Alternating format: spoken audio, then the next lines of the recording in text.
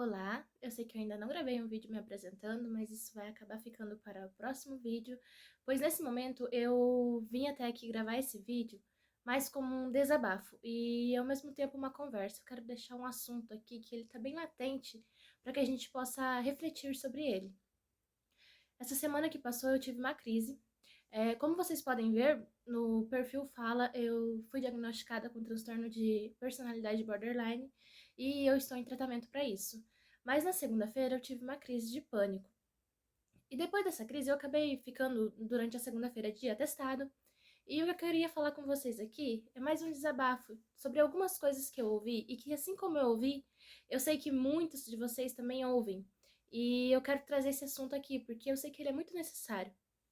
Primeiramente, eu quero falar com vocês sobre aquela questão da crise de pânico, o que aconteceu. Eu simplesmente no domingo já não estava muito bem, e na segunda hora que eu acordei, eu não conseguia sair do meu quarto. Eu pensar em levantar da cama e abrir a porta do meu quarto me dava um medo que eu não consigo descrever para vocês o quanto era assustador. Para mim parecia que se eu levantasse e abrisse a porta do quarto, alguma coisa de muito ruim ia acontecer.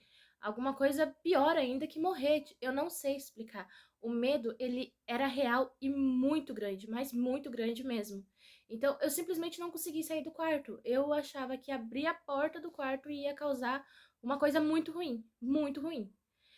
E eu tinha que trabalhar, mas eu não conseguia sair. Eu tava nessa situação. Eu entrei em contato com a minha psiquiatra, que prontamente acabou conversando comigo, e me deu algumas orientações e me deixou com um atestado para segunda-feira. O que aconteceu? Aconteceu que essa crise se desencadeou e eu fiquei o dia trancada no meu quarto sem conseguir sair dele. No final da tarde, eu fui levantar e consegui abrir a porta do quarto. Por quê? A crise passou? Não. Esse é o detalhe, a crise não passou. No momento que eu levantei e abri a porta do meu quarto, o meu coração ele estava disparado, que parecia que ia me dar um ataque cardíaco, porque eu ainda estava com medo. Só que esse medo, ele tinha diminuído um pouco, o suficiente para eu conseguir reunir forças, levantar da cama e abrir a porta do quarto e acessar a cozinha da minha casa. Mas sair na rua na segunda-feira não foi possível. Na verdade, eu não consegui sair nem na sacada da minha casa porque eu tava com medo, eu fiquei dentro de casa o tempo todo. Ok, a crise passou, voltei às atividades normais, e depois que a crise passou, é isso que eu quero conversar com vocês, não é nem o foco do que eu senti. Eu sei que muitos de vocês sabem o que é uma crise de pânico, porque assim como eu, também já passaram por isso. Mas o que eu quero conversar com vocês é o julgamento que vem por trás disso. O que a gente acaba escutando depois de passar por um momento como esse, de pessoas que às vezes nem passaram por isso, entendeu? E vem, às vezes tentando ajudar, às vezes só porque quer chatear mesmo também, né? Porque tem pessoas assim. E é isso que eu quero falar com vocês.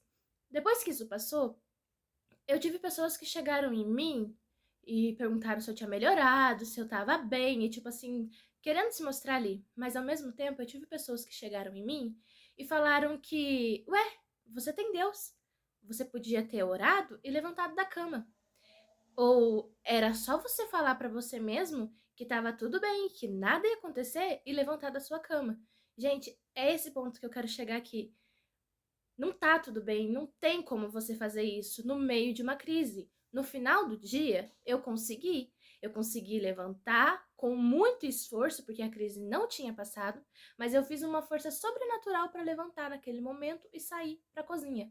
Mas antes disso, não tem como. Só quem já passou por isso sabe o quão incapacitante, eu acho que essa é a palavra, é incapacitante. Você não consegue as forças do seu corpo parece que tudo se anula. Não é simplesmente você falar para você mesmo que aquilo não tá acontecendo e levantar. Aquilo tá acontecendo. E não tem como você controlar isso. Não tem como você simplesmente falar que, ah, não, isso é coisa na minha cabeça, eu vou levantar e vou sair. Não tem, infelizmente não tem. Se tivesse, eu acredito que seria muito mais fácil de resolver a maior parte dos problemas que a gente tem. E é sobre isso que eu quero falar com vocês aqui, pessoal. Eu ouvi um vídeo falar sobre a questão de uma vez de você ter empatia para com as pessoas. Só que esse vídeo falava diferente do que é você ter empatia de verdade. Ele falava assim que uma coisa é você ter empatia e se colocar no lugar do outro com a sua experiência de vida. Diferente é você se colocar no lugar do outro com a experiência de vida que o outro tem. Eu vou tentar exemplificar para vocês. Por exemplo, um médico psiquiatra se colocar no lugar de uma pessoa que está passando uma crise. Um médico formado, ele vai saber o que fazer, como fazer para se livrar dessa crise. Agora, ele se colocar no lugar dessa pessoa assim, ele vai saber exatamente o que fazer e como resolver o problema. Agora, se a gente virar de outro ângulo, esse médico se colocar no lugar de uma pessoa que está passando por uma crise e que não tem informação para saber como lidar com ela, ele vai sentir outra coisa.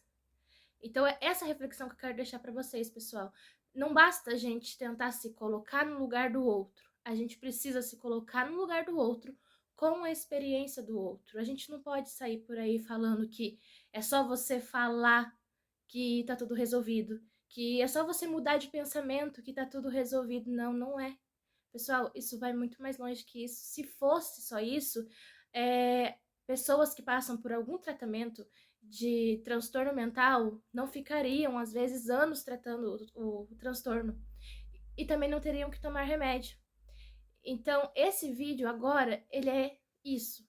É esse desabafo, para que vocês, se passarem por isso, se tiverem alguém perto de vocês que passe por isso, não julgue. Se você não souber o que falar para a pessoa, só acolhe, só ouve, porque muitas vezes o acolher e o ouvir ajuda. Pode ter certeza, ajuda muito. E se for para você abrir a boca para falar uma coisa como essa, que tipo, é só você falar para você mesmo que você não tem, que tudo resolve, ou vai orar que resolve, ou muda seu pensamento que resolve. Gente, isso só piora tudo. Então, se for para abrir a boca, para falar para as pessoas coisas como essa, é melhor calar, porque ao invés de ajudar, a gente acaba piorando tudo. Muito obrigada pela atenção de vocês e fiquem atentos nos próximos vídeos.